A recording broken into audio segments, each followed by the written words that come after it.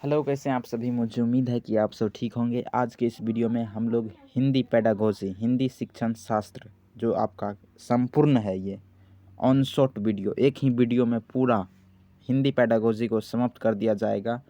हालांकि यही topic other language में भी यही रहता है, कॉमन रहता है। जैसे कि ये आपका हिंदी है और इसी तरह संस्कृत होता है, इंग्लिश होता है। हालांकि एक ही चीज़ को पढ़ना होता है।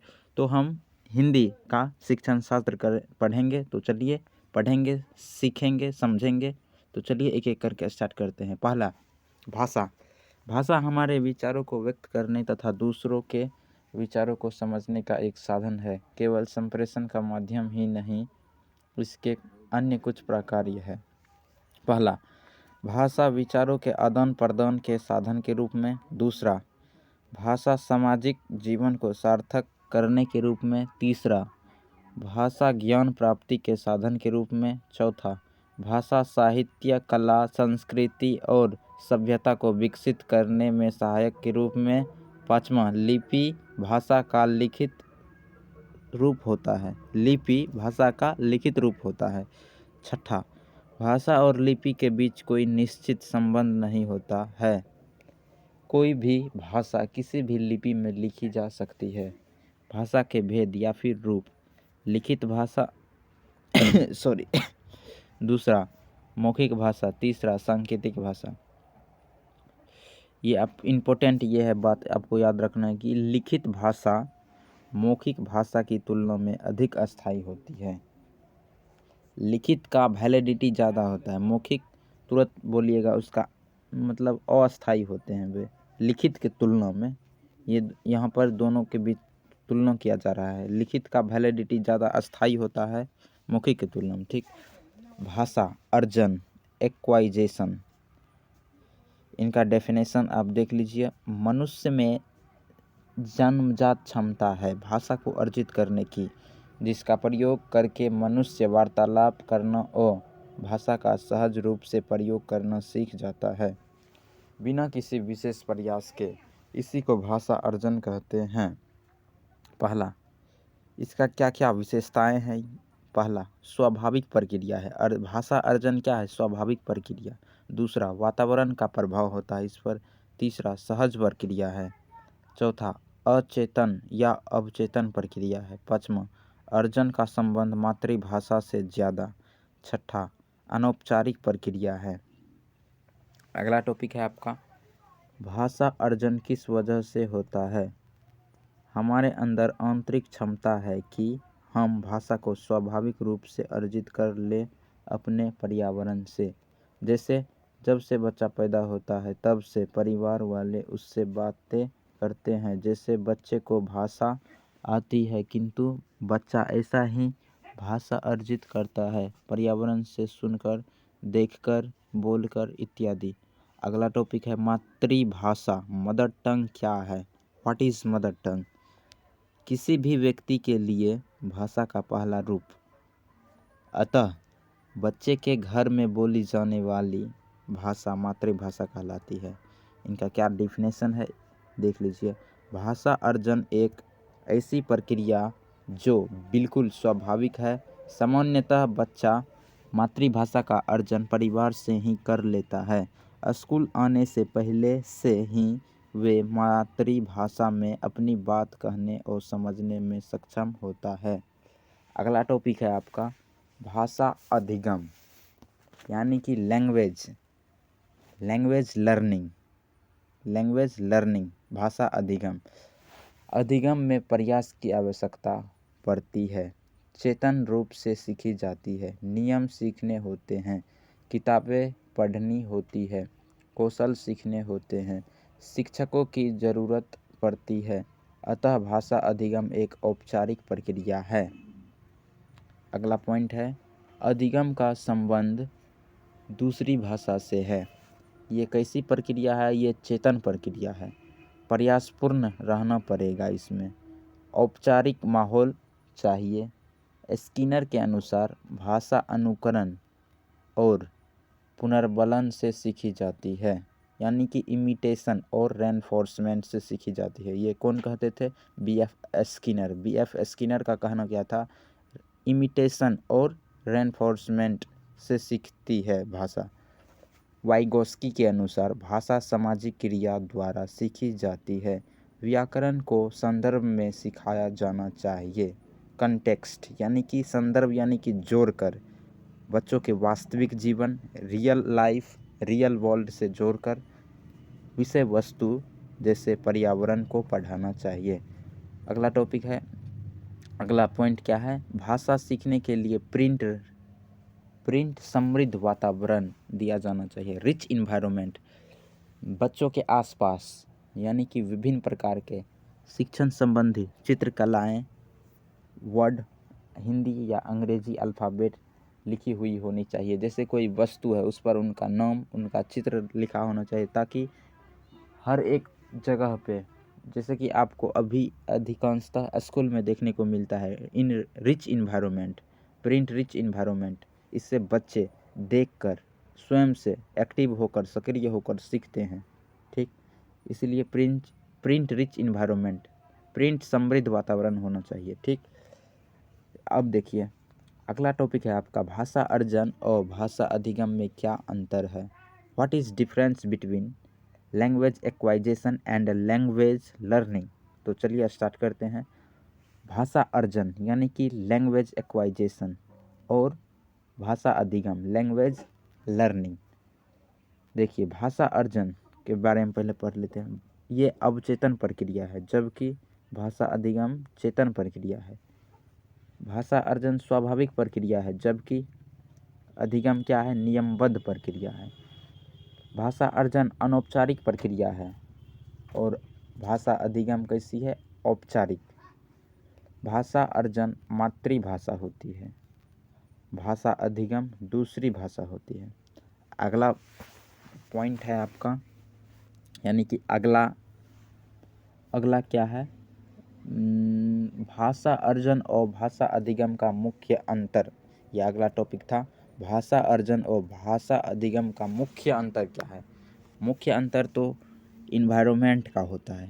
इन्वायरमेंट हमारे आसपास का होता है। जैसे मान लीजिए मातृभाषा हमेशा अर्जित की जाती है, इन्हीं के अंतर्गत आते हैं सब। भाषा एक से अधिक भाषाएं भी अर्जित कर सकते हैं, ये सब भी वातावरण के अंतर्गत आते हैं। ठीक, यानी कि सबसे मुख्य विशेषता दोनों के बीच कॉमन क्या है, भाषा अर्जन और भाषा अधिगम के बीच के कॉमन क्या है, वातावरण दोनों के बीच का है ये। इक्विलिब्रियम यानी इक्वल दोनों को करता है ये वातावरण। अगला टॉपिक है लक्ष्य भाषा यानी टारगेट लैंग्वेज। दूसरी भाषा या स्कूली की भाषा होती है, दूसरी भाषा या टारगेट लैंग्वेज कहते हैं या सेकेंड लैंग्वेज कहते हैं। अगला टॉपिक है मातृभाषा यानी मदर टंग। भाषा का पहला रूप है, हमेशा अर्जित की जाती है। बच्चे के अंदर जन्मजात क्षमता होती है भाषा अर्जन करने की। बच्चे के आसपास अपने परिवेश में जिस प्रकार की भाषा बोली जाती है, चाहे हिंदी हो या अंग्रेजी हो, चाहे उर्दू, बंगाली, कोई भी हो, जिस तरह के भाषा उनके समाज में बोली जाती है, बच्चे उन्हीं भाषा का स्वयं से अनुकरण कर लेते हैं अपने आप। स्वाभाविक है, ये ऑटोमेटिक हो जाता है मातृभाषा का अर्जन। अगला टॉपिक है आपका कि NCF नेशनल करिकुलम फ्रेमवर्क भी कहता है कि बच्चे को प्राथमिक स्तर पर बच्चे की मातृभाषा का प्रयोग करने दो, ताकि बच्चा स्वाभाविक तथा सरल प्रक्रिया से सीखेगा। बच्चे को स्वयं को अभिव्यक्त करने देंगे अपनी मातृभाषा में। मातृभाषा प्रयोग करने की वजह से बच्चे की भाषा में क्षेत्रीय भाषा का प्रभाव हो सकता है, जैसे सड़क को सड़क बोलना, सोबरीरो होता है को सड़क को सोरोको बोलना, यह एक स्वाभाविक बात है। अगला बिंदु क्या है, हम मातृभाषा मदर टंग को बहुभाषिकता मल्टीलिंगुअलिज्म को स्वीकार करते हैं कक्षा में। अगला हेडिंग है आपका भाषा के विविध रूप। मातृभाषा, मदर टंग, भाषा का पहला रूप राष्ट्रभाषा, नेशनल लैंग्वेज। देखिए, हिंदी कोई राष्ट्रीय भाषा नहीं है। संवैधानिक तौर पर हिंदी क्या है? कोई राष्ट्रभाषा नहीं है, बल्कि ये क्या है? राजभाषा, ऑफिशियल लैंग्वेज है। हिंदी क्या है? ऑफिशियल लैंग्वेज, राजभाषा, राष्ट्रभाषा नहीं है संवैधानिक तौर पर। ठीक।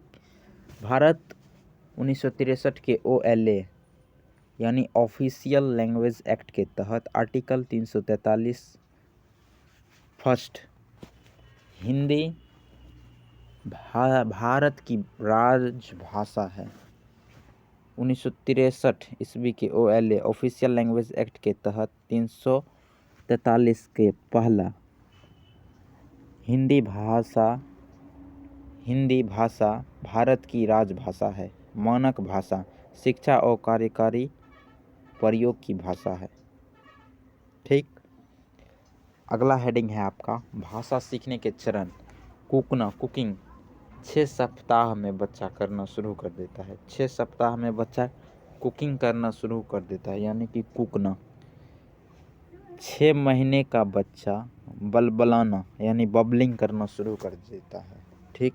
1 साल में बच्चा एक शब्द चरण ऑन वर्ड स्टेज आ जाता है।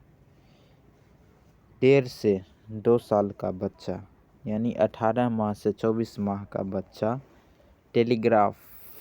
टेलीग्राफिक और 2 शब्द चरण आ जाते हैं। 2 साल से 4 साल तक के बच्चे लंबे उच्चारण करना शुरू कर देता है। एक मनोवैज्ञानिक प्रोफेसर स्मिथ के अनुसार उन्होंने कहा कि 1 साल में बच्चे 3 शब्द सीखते हैं। ठीक। 2 साल में 272 शब्द का भंडार आ जाता है बच्चे के मस्तिष्क में। 5 साल में बच्चे 2072 शब्द का कॉन्सेप्ट बना लेता है। 2072। 1 साल में 3 शब्द, 2 साल में 272 शब्द, 5 साल में 2072 शब्द। अगला हेडिंग है आपका भाषा शिक्षण की प्रमुख विधियों। पहला व्याकरण विधि, दूसरा व्याकरण अनुवाद विधि, तीसरा प्रत्यक्ष विधि, चौथा सम्मिश्रण विधि, पांचवा संप्रेषण परख विधि, छठा आगमन विधि, सातवां निगमन विधि। एक एक करके हम इन सभी को बारीकी से पढ़ते हैं। तो चलिए, पहला है आपका व्याकरण विधि। इस विधि के अंतर्गत अन्य भाषा के नियमों को कुछ शब्दों के साथ सिखाया और याद कराया जाता है। इसके बाद शब्द संयोजन को व्याकरणिक नियमों के आधार पर अभ्यास कराए जाते हैं। दूसरा व्याकरण अनुवाद विधि। यह विधि 19वीं शताब्दी के अंत तक परंपरागत ट्रेडिशनल और मान्य विधि के रूप में प्रचलित रही। इसमें व्याकरण और अनुवाद 2 विधियों परस्पर संयोजित है। इस विधि में बच्चे लक्ष्य भाषा पढ़ना लिखना तो सीख लेते हैं, परंतु बोलने के ज़्यादा अवसर नहीं मिल पाते हैं। बोलने के अवसर नहीं मिल पाते हैं। क्या होता है? इस विधि में बच्चे लक्ष्य भाषा पढ़ना लिखना तो सीख लेते हैं, परंतु बोलने के ज़्यादा अवसर नहीं मिलते हैं। किसमें? व्याकरण अनुवाद विधि में। और इस विधि में बच्चे की मातृभाषा में अनुवाद के माध्यम से लक्ष्य भाषा सिखाई जाती है।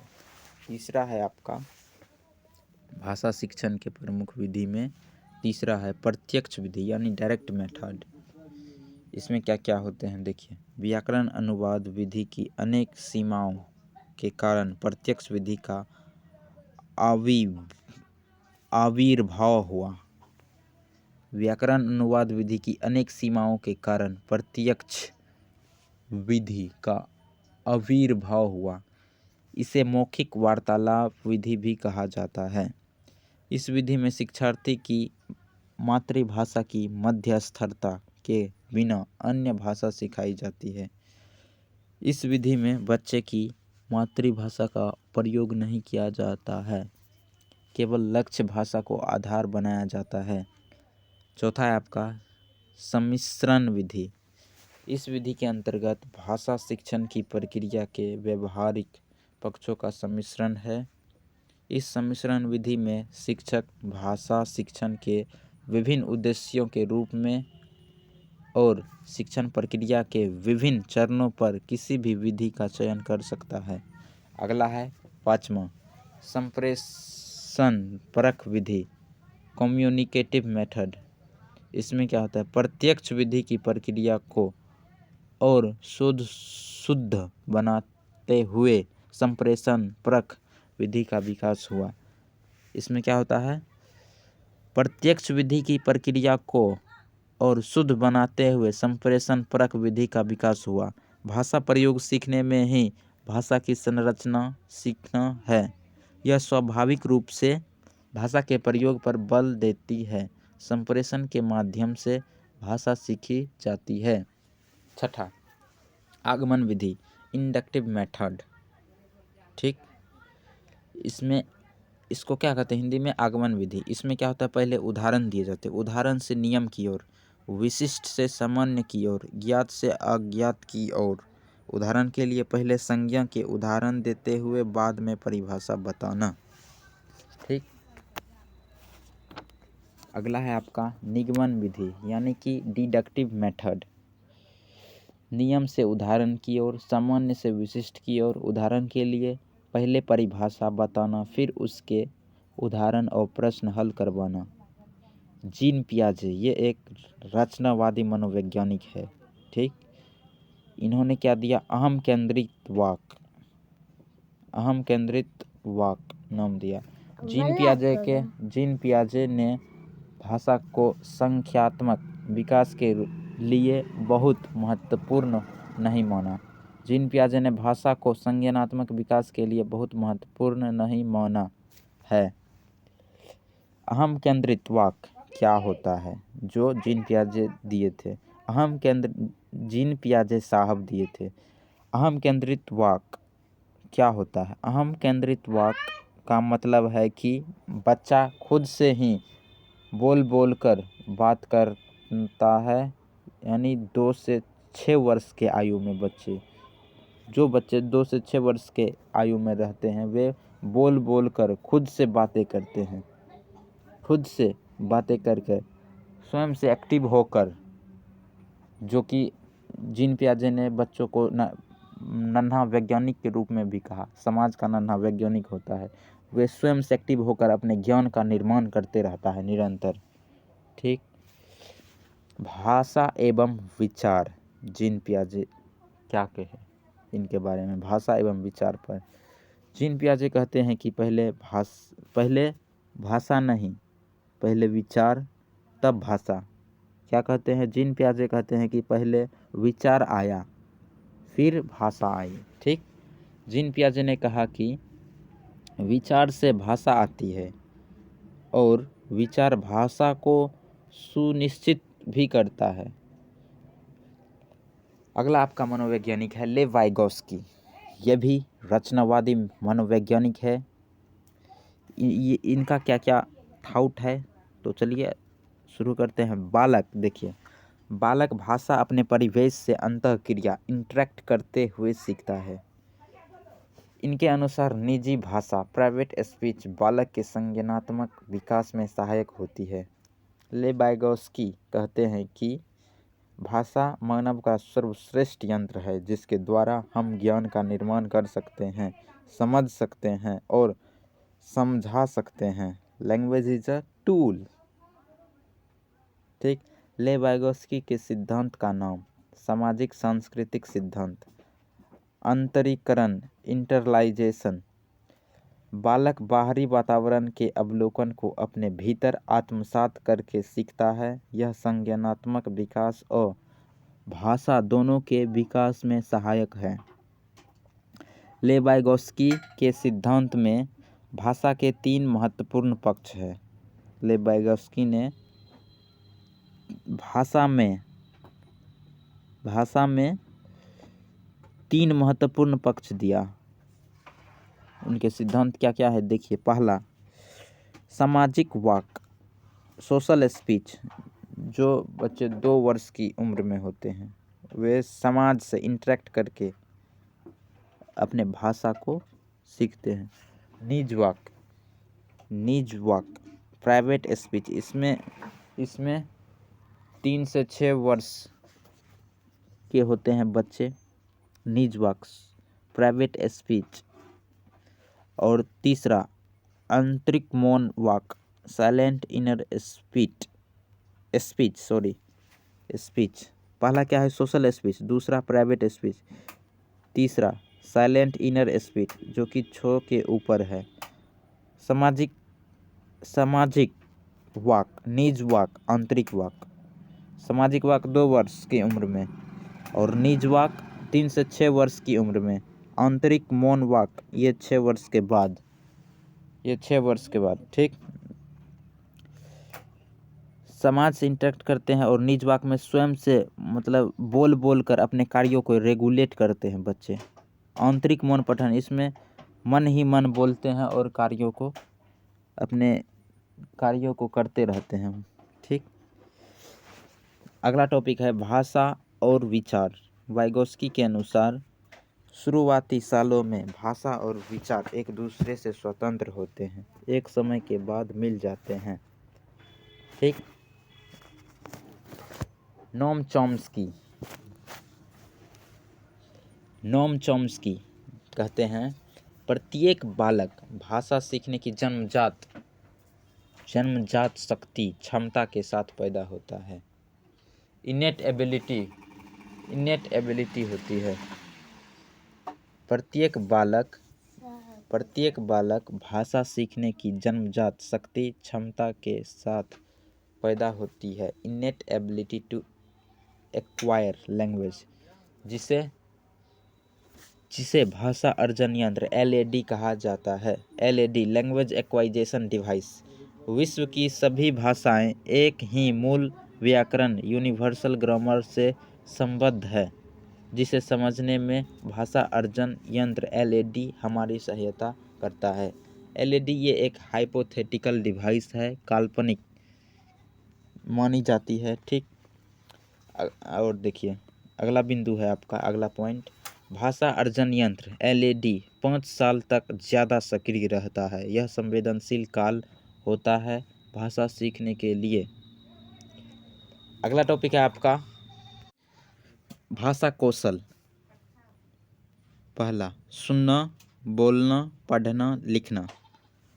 सुनना और पढ़ना गृहात्मक कौशल है। बोलना और लिखना अभिव्यक्तात्मक कौशल है, ठीक। इसका ट्रिक क्या है? सुबोपल्ली।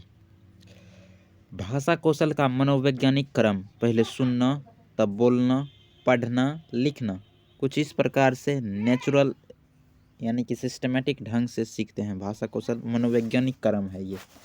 इसी प्रकार से बच्चे भाषा को अर्जन करते हैं, सीखते हैं, भाषा स्किल आते हैं बच्चों में, कुछ इसी प्रकार से क्रम में। भाषा के मुख्य 4 कौशल सुनना, बोलना, पढ़ना, लिखना एकीकृत और अंतः संबंधित है। सुनना और पढ़ना गृहात्मक कौशल, बोलना और लिखना अभिव्यक्तात्मक कौशल। भाषा कौशल सुबोपल्ली क्रम में सीखे जाते हैं, परंतु केवल इसी क्रम में सीखे जाते हैं ऐसा नहीं है। पहला सुनना, बच्चों को सुनने का मौका देंगे, बच्चों से शब्दों का उच्चारण करवाना, कहानियाँ और कविता सुनाना। दूसरा बोलना, कविता का पठन, संवाद कर सकते हैं, मौखिक प्रश्न पूछ सकते हैं, बच्चों से किसी भी विषय पर टिप्पणी करने को कह सकते हैं। तीसरा पढ़ना, पढ़ने के कौशल को वाचन भी कहते हैं। पढ़ना भी 2 प्रकार से होता है, पढ़ाई भी 2 प्रकार से होती है, एक साइलेंट रीडिंग, एक लाउड रीडिंग। अभी जैसे हम सस्वर पठन कर रहे हैं बोल कर, साइलेंट रीडिंग में क्या होता है? मौन पठन, मन ही मन पढ़ते हैं। और सस्वर पठन की तुलना में मौन पठन बेहतर होते हैं, मतलब इसमें स्पीड होते हैं ज़्यादा। सस्वर पठन में 1 पेज पढ़ेंगे तो मौन पठन में 2 पेज पढ़ लेंगे, यानी कि मौन पठन में स्पीड ज़्यादा होता है किनके तुलना में? सस्वर पठन के तुलना में। ठीक।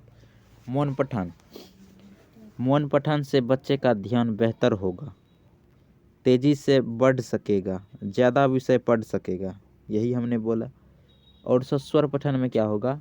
इसमें बच्चे का उच्चारण अच्छा होगा, सुनने और बोलने के कौशल बेहतर होंगे। सस्वर पठन से रस भी आता है, सस्वर पठन से रस भी आता है। ठीक। चौथा है लिखना। अध्यापिका बच्चे की वर्तनी, स्पेलिंग की अशुद्धियों को ठीक कराने के लिए श्रुत का प्रयोग किया जाएगा। श्रुत यानी सुनकर लिखना। लेखन के प्रकार देखिए, सभी लेखन एक दूसरे से संबंधित होते हैं। सुलेख यानी सुंदर लेख, श्रुत लेख यानी कि वर्तनी की अशुद्धियां दूर कराना, अनुलेख यानी अक्षरों का अनुरेखन करना यानी ट्रेंस करना, अनुलेख। अगला टॉपिक है भाषाई विकार, लैंग्वेज डिसेबिलिटी, अफेक्सिया। अफेसिया के कारण सुनने, समझने और बात करते समय भाषा के उपयोग में समस्याएं आती है। डिसलेक्सिया, पठन अक्षमता, पढ़ने और लिखने में समस्या। अगला टॉपिक है शिक्षण त्रिआयामी, जो जॉन डीबी दिए थे। इन्होंने कहा अध्यापक, छात्र, विषय वस्तु तीनों आपस में इंटरेक्ट करके शिक्षण को सुदृढ़ बेहतर बनाता है। तीनों का कॉम्बिनेशन होता है, अध्यापक, छात्र, विषय वस्तु का त्रिआयामी, जो जॉन डीबी साहब दिए थे। शिक्षण सूत्र यानी टीचिंग मैक्सिम्स क्या है? ज्ञात से अज्ञात की ओर, शिक्षण सूत्र है ये। पहले बच्चों को ज्ञात चीज़ों से अवगत कराना, ज्ञात चीज बातें बताना, तब अज्ञात की ओर जाना। पहले मूर्त से अमूर्त की ओर, पहले मूर्त चीज़ों बच्चों के सामने प्रत्यक्ष रूप से दिखाकर किसी भी विषय वस्तु को प्रयास करें। जैसे कि पत्तों के बारे में बताना है तो उसे मूर्त अवस्था में पत्ते लाकर उन्हें पेड़ के पास लेके जाकर मूर्त अवस्था में स्वयं से करके उन्हें बताने का, समझाने का प्रयास करेंगे। तब अमूर्त में सरल से जटिल की ओर, पहले सरल वाक्य, पहले ABCD अल्फ़ाबेट, तब उसके बाद धीरे धीरे वर्ड, लेटर वर्ड, सेंटेंस, ऐसे कर करके पैराग्राफ, ऐसे करके तब पढ़ाना है, सरल से जटिल की ओर। शिक्षण सहायक सामग्री, टीचिंग लर्निंग मटेरियल, दृश्य सामग्री, चार्ट, जैसे चार्ट पेपर हो गया जो दिखता है। श्रव्य सामग्री, रेडियो, दृश्य श्रव्य सामग्री यानी दोनों, देखना जिसमें देख भी सकते हैं, सुन भी सकते हैं, दृश्य श्रव्य सामग्री यानी टीवी। क्रिया सहायक सामग्री, फील्ड ट्रिप। हालांकि ये व्याकरण में फील्ड ट्रिप सबसे बेहतर मानी जाती है, व्याकरण को पढ़ाने का सबसे एप्रोप्रिएट विधि होता है क्षेत्र भ्रमण विधि, फील्ड ट्रिप विधि। ठीक। Field trip. दृश्य सामग्री, विजुअल एड्स जैसे श्यामपट्ट, ब्लैक बोर्ड, पाठ्य पुस्तक, चार्ट, मानचित्र, इन सभी को आप देखकर सीख सकते हैं।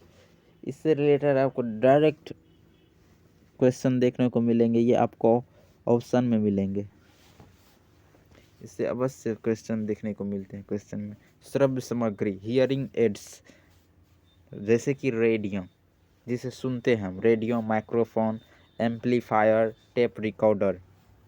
अगला दृश्य श्रव्य सामग्री, जिसमें देख भी सकते हैं और सुन भी सकते हैं, जैसे फिल्म, प्रोजेक्टर, टेलीविज़न, चलचित्र।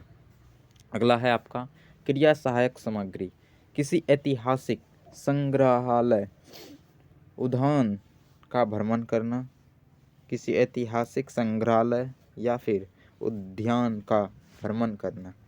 अगला टॉपिक है आपका मूल्यांकन एवं उपचारात्मक शिक्षण। मूल्यांकन एक ऐसी निरंतर चलने वाली प्रक्रिया है जिससे शिक्षक छात्र के ज्ञान और सीखने की प्रक्रिया का आकलन करते हैं। आकलन का क्या उद्देश्य होता है? जो शिक्षक ने छात्र को सिखाया है वह छात्र के द्वारा कितनी सीखा गया। ठीक, ये पता लगाना।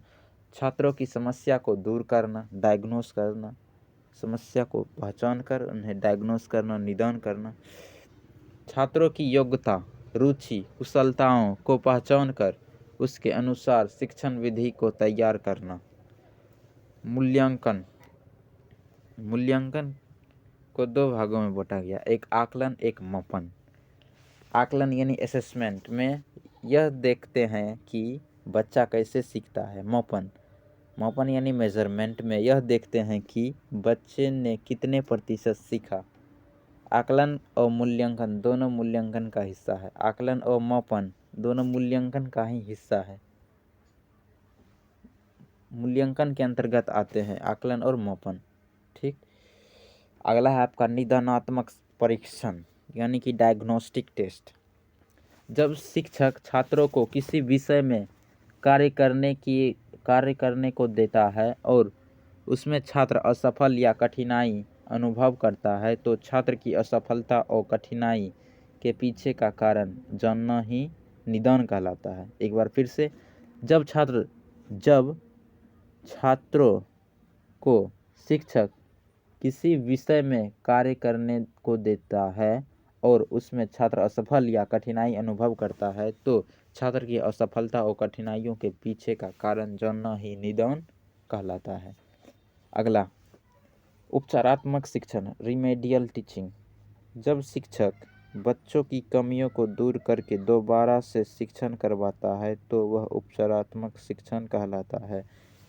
निदान के बाद उपचारात्मक शिक्षण किया जाता है, यानी कि निदान यानी कि समस्या का पता लगाना और उसके अनुसार उनके लेवल में जिस प्रकार के उनके कमियों हैं, कठिनाइयों हैं, उनके अनुसार उनका उपचार करते हैं। पहले निदान, तब पहले पहचान करते हैं, तब उसके अनुसार उपचार शिक्षण किया जाता है, उपचारात्मक शिक्षण। ठीक, अगला है उपलब्धि परीक्षण। इस परीक्षा का प्रमुख उद्देश्य यह माना जाता है कि यह अनुमान लगाना होता है कि शिक्षण कार्यक्रम से शिक्षार्थी ने क्या सीखा। क्या होता है, इस परीक्षा का प्रमुख उद्देश्य यह अनुमान लगाना होता है कि शिक्षण कार्यक्रम से शिक्षार्थी ने क्या सीखा। अगला पॉइंट है भाषा कौशल को कहाँ तक सीखा पाया और उनके आधार पर भाषा का प्रयोग किस हद तक उपयुक्त ढंग से कर पाया है आदि। अगला है टॉपिक दक्षता परीक्षा। इसमें यह जाना जा सकता है कि शिक्षार्थी शिक्षण विषय को कहाँ तक समझ पाया और भाषा कौशलों में उसकी दक्षता का या प्रवीणता का स्तर कितना है। अगला टॉपिक है अभिरुचि परीक्षा, एप्टीट्यूड टेस्ट। इससे यह पता चलता है कि शिक्षार्थी भाषा सीखने के लिए उपर्युक्त अभिरुचि रखता है अथवा नहीं। यह भी अनुमान लगाया जा सकता है कि शिक्षार्थी उपेक्षित शिक्षण में सफल हो पाएगा या नहीं। यह भी अनुमान लगाया जा सकता है कि शिक्षार्थी उपेक्षित शिक्षण में सफल हो पाएगा या नहीं। इसके लिए यह आवश्यक नहीं कि शिक्षार्थी को लक्ष्य विषय का पूर्व ज्ञान हो, किंतु दक्षता परीक्षा के लिए लक्ष्य विषय का ज्ञान होना आवश्यक है। क्या है, एक बार फिर से रिपीट कर दीजिए। यानी इसके लिए यह आवश्यक नहीं है कि शिक्षार्थी को लक्ष्य विषय का पूर्व ज्ञान हो, किंतु दक्षता परीक्षा के लिए लक्ष्य विषय का ज्ञान होना आवश्यक है। अगला है आपका मुख्य कौशल यानी कि प्राइमरी स्किल, सुनना बोलना मुख्य कौशल है ये। पुनर्बलन रेनफोर्समेंट स्किल, बोलना लिखना। बहुभाषिकता यानी मल्टीलिंगुअलिज्म में क्या है देखिए, एनसीएफ बहुभाषिकता को संसाधन मानता है। बहुभाषिकता का मतलब है एक ही कक्षा में कई भाषा बोलने वाले बच्चे होना। बहुभाषी कक्षा में बच्चे की मातृभाषा को संसाधन के रूप में प्रयोग किया जाता है।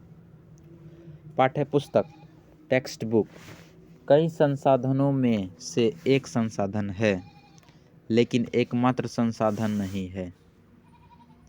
रंग बिरंगी होनी चाहिए, आसान भाषा में होनी चाहिए, बोलचाल की भाषा में, व्यवहारिक ज्ञान पर आधारित, बच्चे के स्तर के अनुरूप होनी चाहिए पाठ्यपुस्तक। ये सभी पाठ्यपुस्तक में होनी चाहिए ये सभी गुण। अगला है टॉपिक त्रिभाषा सूत्र।